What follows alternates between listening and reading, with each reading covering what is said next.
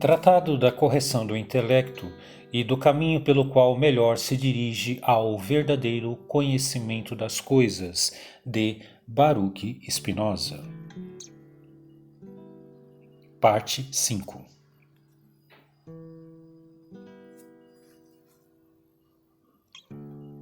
Mas, deixando-os em seus delírios, cuidaremos de tirar das palavras que com eles trocamos alguma verdade para o nosso assunto. A mente, ao aplicar-se a uma coisa fingida e falsa por sua natureza, a fim de que a pense e entenda e dela deduza em boa ordem aquilo que deve ser deduzido, facilmente evidenciará a sua falsidade. E se a coisa fingida é verdadeira por sua natureza, quando a mente olha para ela com atenção no intuito de a entender e começa a deduzir dela em boa ordem o que dela se segue, continuará felizmente sem nenhuma interrupção. Como vimos que, da falsa ficção que acabamos de referir, logo o intelecto mostrou sua absurdidade e outras coisas daí deduzidas.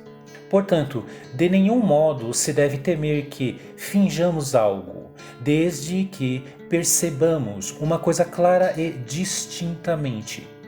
Pois, se por acaso falamos que os homens, no momento, se transformam em animais brutos, isto se diz de um modo muito geral, de forma que não há nenhum conceito, isto é, ideia ou coerência de sujeito e predicado na mente, dado que, se houvera, ver-se-ia logo o meio pelo qual e as causas, porque tal coisa se fez.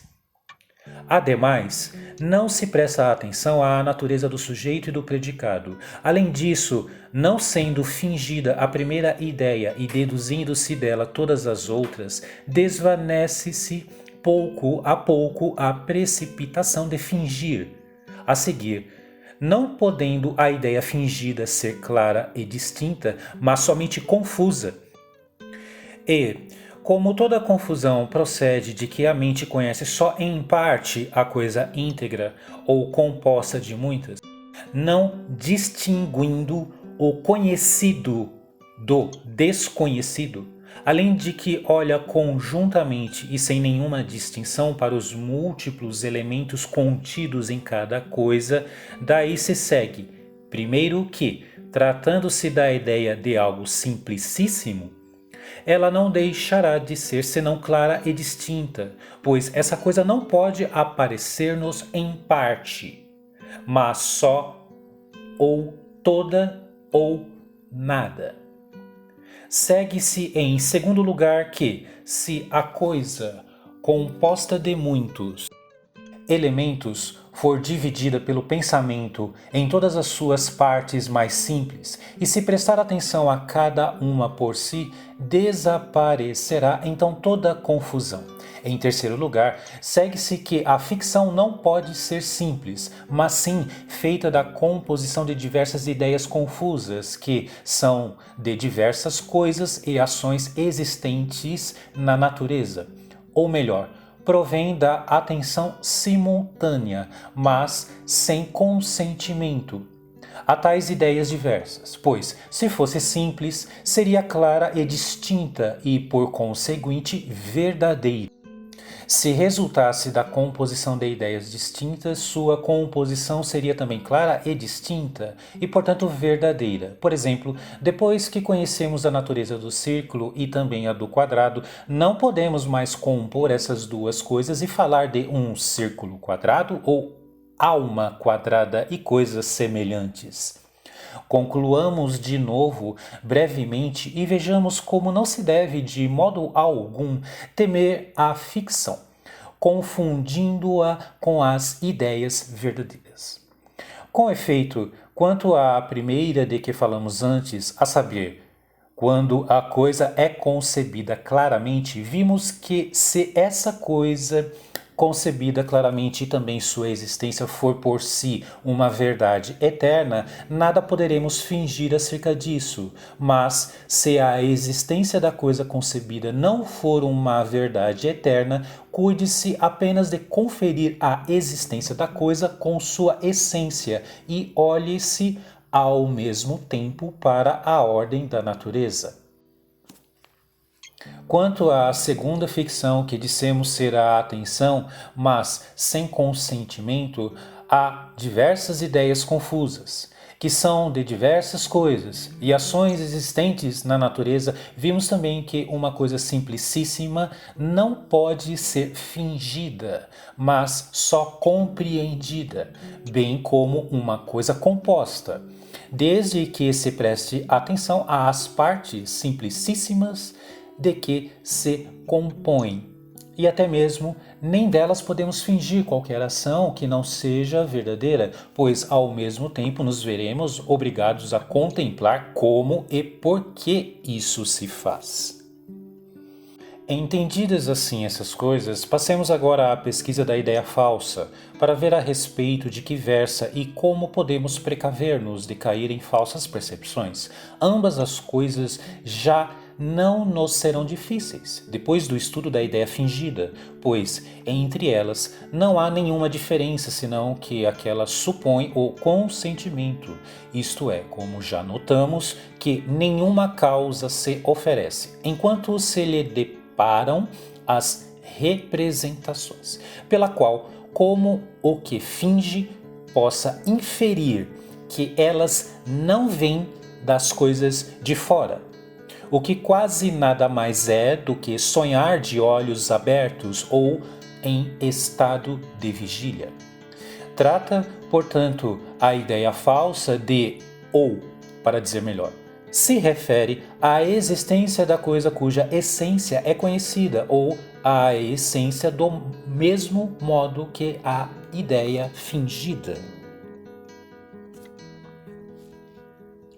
Corrige-se a que diz respeito à existência do mesmo modo que a ficção, pois, se a natureza da coisa conhecida supõe a existência necessária, é impossível que nos enganemos no referente à sua existência.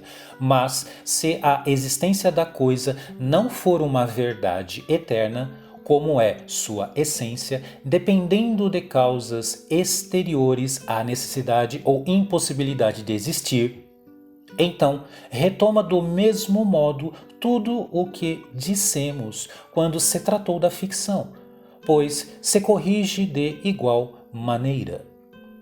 No que diz respeito a outra espécie de erro, que se refere às essências ou também às ações, tais percepções são sempre necessariamente confusas, compostas de diversas percepções confusas das coisas existentes na natureza.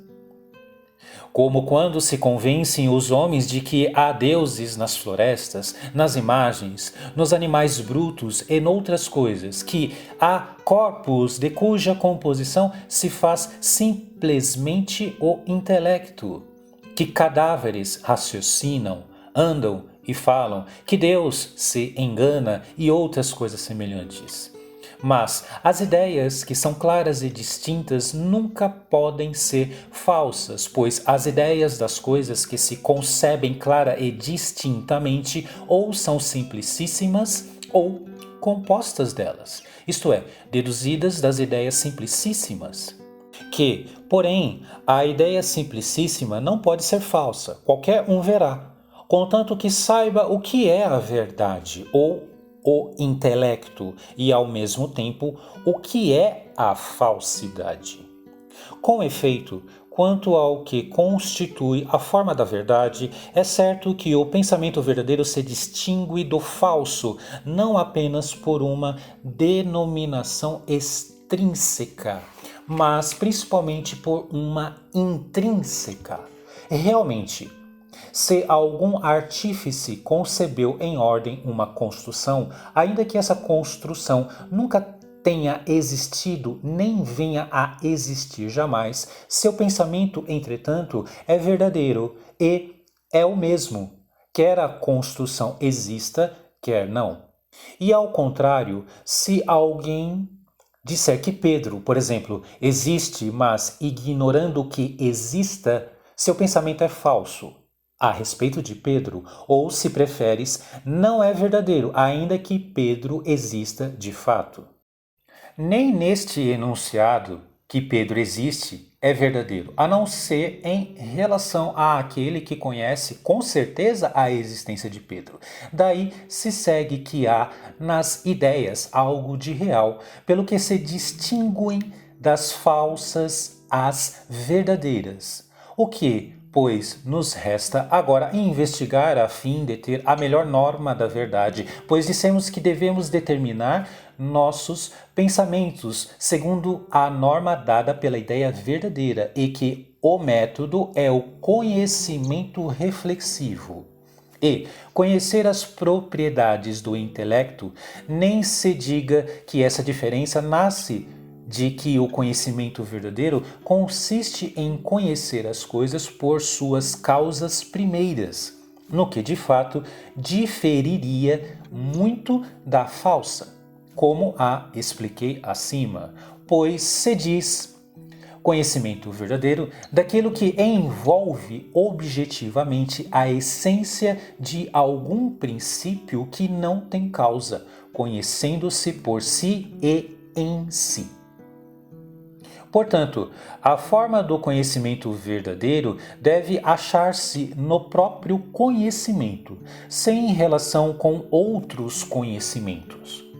Nem conhece o objeto como causa, mas deve depender do próprio poder e natureza do intelecto. Com efeito, se supusermos que o intelecto percebe algum ente novo que nunca existiu, como alguns concebem o intelecto de Deus antes de criar as coisas, percepção que, por certo, não poderia provir de nenhum objeto, deduzindo legitimamente de tal percepção outras. Todos esses conhecimentos seriam verdadeiros e não determinados por nenhum objeto exterior, mas dependeriam só do poder e natureza do intelecto. Portanto, o que constitui a forma do conhecimento verdadeiro há de procurar-se no próprio conhecimento e deduzir-se da natureza do intelecto. Ora, para que se investigue isso, ponhamos ante os olhos alguma ideia verdadeira cujo objeto sabemos com toda certeza que depende da força de nosso pensamento, não tendo nenhum objeto na natureza, visto que numa ideia assim, como já dissemos, mais facilmente poderemos investigar o que queremos. Por exemplo, para formar o conceito de globo, finjo arbitrariamente uma causa, a saber, o semicírculo que gira ao redor do centro. E dessa rotação, como que nasce o globo. Realmente, essa ideia é verdadeira. E, ainda que saibamos jamais ter assim surgido um globo na natureza, esta percepção é, contudo, verdadeira e o modo mais fácil de formar o conceito de globo. Note-se aqui que essa percepção afirma a rotação do semicírculo. Afirmação que seria falsa se não se juntasse com o conceito de globo ou da causa que determina tal movimento, isto é, seria falsa, separadamente, se essa afirmação fosse isolada. De fato, então a mente tenderia apenas a afirmar o movimento do semicírculo, o que nem estaria contido no conceito de semicírculo, nem nasceria do conceito da causa que determina o movimento. Por isso, a falsidade só consiste em afirmarmos algo de alguma coisa não contido no conceito que formamos da mesma, como o movimento ou a imobilidade no semicírculo. Daí se segue que os simples pensamentos não podem deixar de ser verdadeiros, como a simples ideia de semicírculo, de movimento, de quantidade e etc. Tudo o que estas contêm de afirmação iguala-se ao conceito delas, nem se estende além, pelo que nos é permitido à vontade, sem nenhum perigo de errar, formar ideias simples. Resta, portanto, apenas investigar por que poder a nossa mente as pode formar e até onde se estende esse poder, pois que, achando isso, facilmente veremos o maior conhecimento a que podemos chegar. É certo, contudo, que este seu poder não se estende ao infinito, já que, quando afirmamos de alguma coisa algo que não está contido no conceito de que dela formamos, isso indica um defeito de nossa percepção, ou seja, que temos pensamentos ou ideias como que mutiladas e truncadas. Verificamos com efeito que o movimento do semicírculo é falso desde que se encontra isolado na mente, mas é verdadeiro se junta ao conceito de globo ou ao conceito de alguma causa que determina esse movimento. De modo que, se é da natureza do ser pensante, como parece logo à primeira vista, formar pensamentos verdadeiros ou adequados, é certo que as ideias inadequadas nascem em nós apenas enquanto somos parte de um ser pensante, do qual alguns pensamentos constituem ao todo a nossa mente, outros só em parte. Mas o que devemos ainda considerar, não tendo válido a pena anotar acerca da ficção, e onde existe o maior engano é quando acontece que algumas coisas que se oferecem na imaginação estejam também no intelecto, isto é, sejam concebidas clara e distintamente. Então, enquanto não se separa do confuso ou distinto, a certeza, ou seja, a ideia verdadeira, se mistura com as não distintas. Por exemplo, alguns estoicos, por acaso, ouviram o nome da alma e também que é imortal, as quais coisas imaginavam apenas confusamente. Imaginavam também e ao mesmo tempo compreendiam que os corpos sutilíssimos penetravam todos os mais e por nenhum outro eram penetrados. Como imaginassem tudo isso junto, acompanhando da certeza deste axioma, logo se convenciam de que a mente é esses corpos sutilíssimos e aqueles corpos sutilíssimos não se dividem e etc.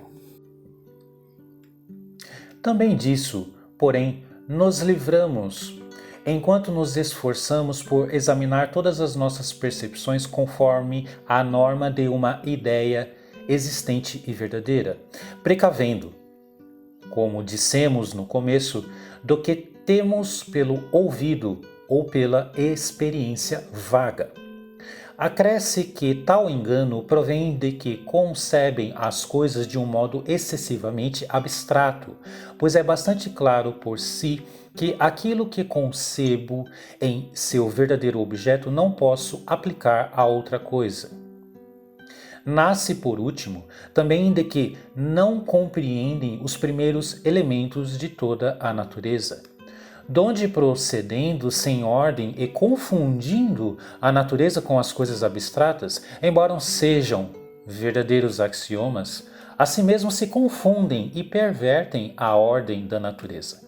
Nós, contudo, se procedermos o menos abstratamente possível e começarmos, logo que possamos, pelos primeiros elementos, isto é, pela fonte e origem da natureza, de nenhum modo devemos temer este engano. Realmente, no que respeita ao conhecimento da origem da natureza, não se há de temer de modo algum que a confundamos com abstrações, pois, Quando se concebe algo abstratamente, como são todos os universais, estes sempre se compreendem mais largamente no intelecto do que podem existir suas coisas particularmente, de fato, na natureza. A seguir, como na natureza há muitas coisas cuja diferença é tão pequena que quase escapa à inteligência, então facilmente ser concebidas abstratamente, pode acontecer que se confundam. Mas, como a origem da natureza, ao que veremos depois, não pode ser concebida abstratamente, ou seja, universalmente, nem se pode estender mais longe no intelecto do que é de fato. Nem tem semelhança alguma com as coisas mutáveis. Não se temerá nenhuma confusão a respeito de sua ideia. Contanto tenhamos a norma da verdade, como já mostramos, realmente, este ser é único, infinito, quer dizer, todo o ser, e fora dele não há ser algum.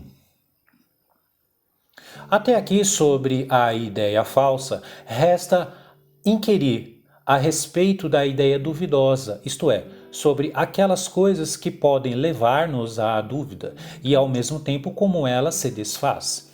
Falo da verdadeira dúvida na mente e não da que vemos ocorrer com frequência, a saber, daquela na qual alguém, ainda que não duvide interiormente, diz com palavras que duvida. Com efeito, não pertence ao método corrigir isso, mas antes faz parte da investigação da teimosia e sua correção. Ora, não há na alma nenhuma dúvida pela própria coisa de que se duvida, o que quer dizer que, se existir só uma ideia na alma, quer seja verdadeira, quer falsa, não haverá dúvida, nem tampouco certeza, mas somente tal sensação, pois em si, de fato, a ideia não é outra coisa senão uma sensação, mas a dúvida existirá por outra ideia, que não é tão clara e distinta que possamos dela concluir algo de certo acerca do que se duvida. Isto é, a ideia que nos lança na dúvida não é clara e distinta. Por exemplo, se alguém nunca pensou nos erros dos sentidos, seja pela experiência, seja de outro modo qualquer, jamais duvidará se o Sol é maior ou menor do que parece.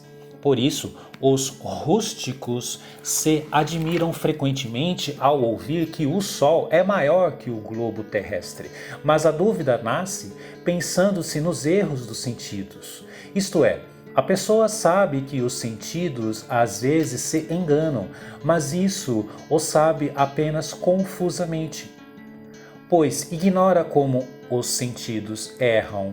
E se alguém, depois da dúvida, adquirir o verdadeiro conhecimento dos sentidos e como por meio deles as coisas são representadas ao longe, tira-se de novo a dúvida.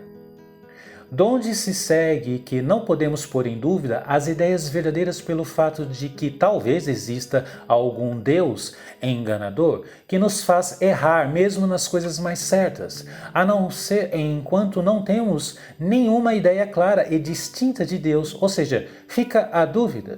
Se olharmos para o conhecimento que temos da origem de todas as coisas e nada acharmos que nos diga não ser Ele, Deus, o enganador, com o mesmo conhecimento com que, vendo a natureza do triângulo, verificamos que seus 3 ângulos são iguais e 2 retos. Mas, se de Deus possuímos um conhecimento como o que temos do triângulo, tira-se então toda a dúvida. E do mesmo modo que podemos chegar a esse conhecimento do triângulo, mesmo sem saber com certeza se algum supremo enganador não nos leva ao erro, assim também podemos alcançar esse conhecimento de Deus, embora não saibamos com certeza se há ou não algum supremo enganador. E, contanto que o tenhamos, basta para suprimir, como disse, toda a dúvida que podemos nutrir acerca das ideias claras e distintas. Além disso, se alguém proceder corretamente investigando o que se deve investigar primeiro, não interrompendo jamais a concanetação das coisas, e souber como se devem determinar as questões antes de se chegar a seu conhecimento, nunca terá senão ideias certíssimas, isto é, claras e distintas, pois a dúvida nada mais é que a suspensão da alma no atinente a alguma afirmação ou negação, que afirmaria ou negaria se não ocorresse algo que, desconhecido, deixa imperfeito o conhecimento dessa coisa. Donde se vê que a dúvida sempre nasce do fato de serem as coisas investigadas sem ordem.